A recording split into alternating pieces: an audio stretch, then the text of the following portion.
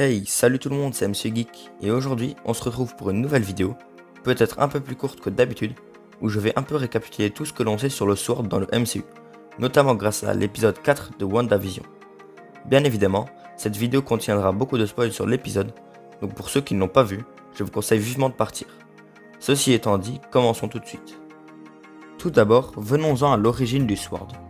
Nous n'avons pas la date exacte, mais nous savons qu'il fut créé par Maria Rambeau, l'ancienne amie de Captain Marvel, plus de 5 ans avant les événements de la série WandaVision, qui se déroule en 2023. Personnellement, je pense qu'il fut créé peu de temps après les événements de Captain Marvel en 1995.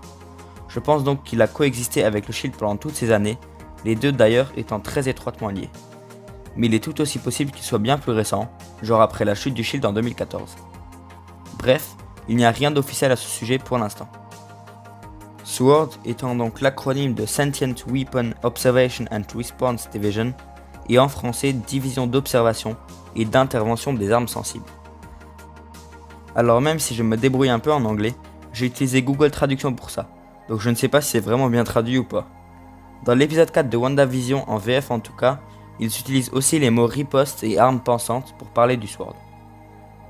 Pour ce qui en est du rôle de celui-ci, nous savons qu'il travaille certes beaucoup sur Terre, mais aussi notamment dans l'espace. Ils ont par exemple un programme d'entraînement d'astronautes, mais celui-ci a cessé suite au snap de Thanos. Je m'imagine par contre bien que ça puisse reprendre à l'avenir, menant donc 4 personnes dans l'espace pour en faire les 4 fantastiques. Mais ça c'est juste une petite théorie personnelle. Revenons plutôt à l'activité du SWORD. Il s'occupe aussi de robotique, de nanotechnologie et d'intelligence artificielle. De manière plus générale, le SWORD a pour but de prévoir toutes sortes de menaces inattendues venant de n'importe où, même l'espace. Mais comme l'explique si bien Monica Rambeau, il n'y a pas que des ennemis dans l'espace, mais aussi des alliés. Et les Skrulls sont sûrement l'un d'entre eux. Ceux-ci travaillent sûrement d'ailleurs avec le SWORD, puisqu'on les voit dans le vaisseau spatial avec Nick Fury à la fin de Spider-Man Far From Home. Ça n'a pas encore été officiellement confirmé qu'ils travaillent pour le SWORD, mais c'est vraiment évident. D'ailleurs, maintenant qu'on sait que WandaVision se passe 3 semaines après Avengers Endgame, on sait aussi que ça se passe avant Spider-Man Far From Home, qui lui prend place 2-3 mois plus tard. Cela veut dire qu'il est tout à fait possible que ce sur quoi travaillent les ouvriers en arrière-plan sur cette scène-ci soit en fait une partie du vaisseau où est Nick Fury dans Far From Home. Parlons désormais un peu des membres du SWORD.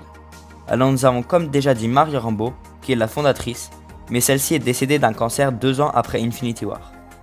Sa fille Monica y travaille aussi et elle aurait probablement dû reprendre le poste de directeur après le décès de sa mère, mais malheureusement elle fut éclipsée par Thanos. Tyler Hayward, qui était probablement le plus haut gradé, a donc pris ce poste. D'ailleurs, je vous préviens, méfiez-vous de ce type. Je le sens gros comme une maison que c'est un Skrull, et pas un gentil. Mais ça, c'est pas le sujet du jour. À part les 3 personnages que je viens de vous citer, et bien sûr Nick Fury et les Skrulls, nous n'avons encore aucun nom de qui d'autre y travaille. Alors par contre, le SWORD a bien sûr des contacts, comme Jim Woo du FBI, ou encore Darcy Lewis, mais ceux-ci ne travaillent pas vraiment pour le SWORD, mais plutôt avec. Voilà. Je crois qu'on a bien fait le tour de tout ce qu'on a appris sur le SWORD dans l'épisode 4 de WandaVision. Alors malgré qu'elle soit plus courte que d'habitude, j'espère que la vidéo vous aura plu. Si c'est le cas, vous pouvez la liker et vous abonner. Sinon, suivez-moi sur Instagram pour en savoir plus sur la chaîne. C'était donc MC Geek, et je vous dis à la prochaine.